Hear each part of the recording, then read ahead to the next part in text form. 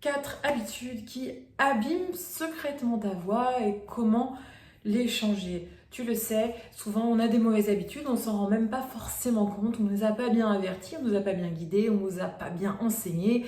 Et avec le temps, avec le fait de chanter, ces habitudes abîment notre voix, on la reconnaît plus trop, on se met à sentir des choses qui se modifient, on a du mal à atteindre certaines notes alors qu'avant on y arrivait.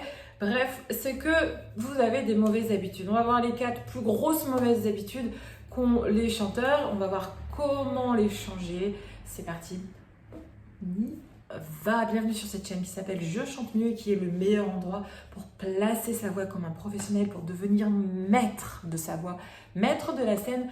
Donc télécharge vite un kit de démarrage gratuit que tu trouveras en bas dans les commentaires et abonne-toi à cette chaîne pour ne rien manquer. Alors la première des habitudes, la plus grosse d'une certaine façon, c'est d'attaquer le son avec la gorge ici. On fait des attaques sous-glottiques et c'est tout ce qui est trop fort en chant, il faut le bannir. Et du coup, le fait d'attaquer là, déjà ça crispe la gorge et elle se serre.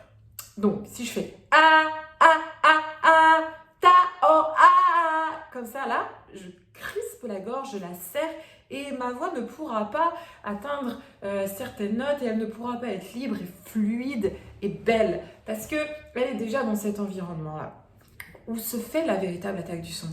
Elle se fait en bas, elle se fait avec cette respiration-là.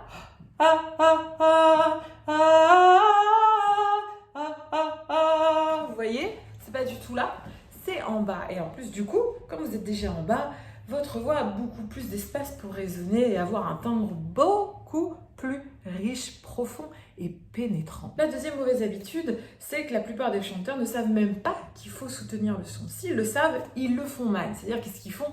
On leur a dit que c'était un peu dans cet espace-là, dans cette zone-là. Qu'est-ce qu'ils font? Ils contractent les abdos. Ici. Ils contractent, ils serrent ici. Or, c'est pas du tout ce qu'il faut faire parce que le fait de serrer ici, automatiquement, ça va faire des crispations dans la gorge et pareil, tout le larynx va être sous pression. Nous, ce qu'il faut, c'est que tout ça ce soit très libre et très ouvert. Et donc pour cela, il faut apprendre à bien soutenir le son qui est un soutien intercostal, comme je dis souvent, et toujours continuer à mettre de l'énergie dans son souffle, dans son chant ici. Ça continue toujours quand on chante de tourner. C'est pas bloqué. Et la plupart des chanteurs, c'est bloqué. Il y a vraiment comme quoi la voix est là et ici, il se passe plus rien. Non, tout ça, c'est lié. La voix est liée au souffle et le souffle continue toujours d'être enrichi et d'enrichir la voix. C'est un peu comme un moteur, vous voyez. Donc, apprenez à soutenir le son, apprenez à poser la voix sur votre souffle et à rester lié, à rester en connexion avec votre appareil phonateur et votre appareil respiratoire. Troisième mauvaise habitude qui abîme beaucoup la voix, c'est d'attaquer les aigus de façon beaucoup trop frontale, beaucoup trop haute. Je vous le dis très souvent, les aigus, ils se cherchent pas en haut, ils se trouvent en bas, dans un ancrage. Plus on va dans les aigus, plus on va bas dans le corps. Et à l'inverse, plus on va dans les graves, plus on va plutôt chercher à monter, à ouvrir les résonateurs, à chercher de la sonorité, un timbre grâce au résonateur du visage. Donc, vous voyez, c'est contre-intuitif, mais c'est comme ça que ça se passe. Plus on va aigu, plus on va en bas. Donc, ça sert à rien de faire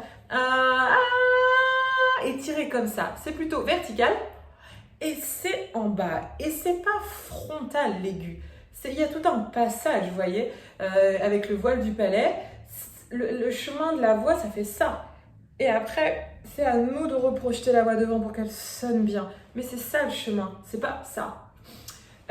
Et avec, bien sûr, je le répète encore, un bon ancrage et un bon soutien. Et la quatrième, qui est aussi très très importante, c'est le fait de forcer, dès qu'on veut mettre de la puissance, de se mettre tout simplement à crier. Pourquoi est-ce qu'on crie? Parce qu'en fait, on a la même technique quand on chante que lorsqu'on parle. On se dit, bon bah c'est simple, moi je suis habituée à parler, je sais comment on parle, quand je vais chanter, je vais faire la même chose, il faut que je mette un peu plus de pression. C'est ce que font 95% des chanteurs. Or, c'est pas ça être chanteur. Être chanteur, c'est apprendre toute technique pour que la voix se place et qu'elle puisse passer parfaitement et surtout pour que la voix puisse affronter toute la pression qu'on doit mettre pour chanter fort, pour aller dans les aigus, pour aller dans les graves, pour faire des sauts d'intervalle, toutes ces choses techniques qui sont difficiles à faire. Si on utilise la même technique que lorsqu'on parle, forcément, ça ne marche pas. Et donc du coup, ce que font la plupart, c'est qu'ils forcent ici sans utiliser leur corps, sans utiliser leur respiration diaphragmatique, sans utiliser le soutien, sans utiliser le dos, le bas du dos, sans utiliser l'ouverture de la gorge. La gorge ici, elle doit être toujours ouverte et très libre. Donc vous voyez, c'est ça qui fait que on force sur la voix, on force ici, et ben, ces pauvres petites cordes vocales et ce pauvre petit larynx ne sont pas assez puissants pour faire face à toute cette pression, et c'est pour ça que votre voix s'abîme et que ben, vous perdez de votre potentiel. La dernière mauvaise habitude, j'en ai beaucoup parlé, c'est le fait de respirer uniquement ici, plutôt comme ça, de façon superficielle. C'est ce qu'on fait tous les jours au quotidien, on respire ici parce qu'on ne prend pas le temps, parce que voilà, et ça va pour ce qu'on doit faire, c'est-à-dire marcher ou parler. Mais quand on chante, on doit apprendre, à réapprendre à respirer comme on fait lorsque l'on dort ou lorsqu'on était nouveau-né, respirer avec son ventre. Lorsque vous dormez, vous respirez qu'avec votre ventre. Et donc du coup, votre technique vocale, elle a besoin de cette respiration qui est beaucoup plus profonde, qui a beaucoup plus de potentiel, avec lequel vous allez pouvoir travailler votre souffle, vous allez pouvoir l'agrandir et avoir une voix très agile par rapport aux standards d'aujourd'hui. Donc apprenez à transformer votre respiration, changez votre respiration, arrêtez de respirer ici, apprenez la magie, cet univers incroyable qu'est la respiration basse, du ventre comme disent certains, diaphragmatique comme disent les gens un peu plus pros, mais voilà, c'est cette respiration qui est là et ça se passe aussi dans le dos.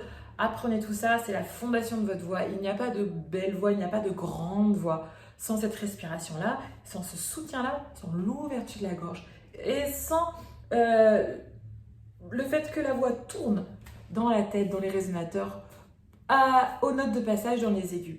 Si jamais vous avez des questions, vous posez des questions sur ce que je dis, vous m'écrivez dans les commentaires, j'y répondrai. Si jamais vous voulez avoir accès à mes exercices privés que je ne donne qu'à mes élèves, privés pour parvenir à faire tout ce que j'enseigne, que ce soit la respiration, que ce soit le soutien, que ce soit l'ouverture de la gorge, que ce soit tout ce que vous voulez, j'ai des exercices. Bien sûr, là, en vidéo, je donne que 30% de mon enseignement. Les 70%, c'est un enseignement qui est payant. Je vous donne les exercices pour y arriver vite, efficacement, pour arriver à des résultats beaucoup plus rapides. Tout ça, ça se trouve dans mes formations. Le catalogue, il est en bas.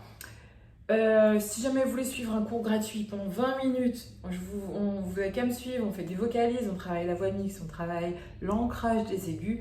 Pareil, ça se trouve en bas dans la description. Quant à moi, je vous dis ciao!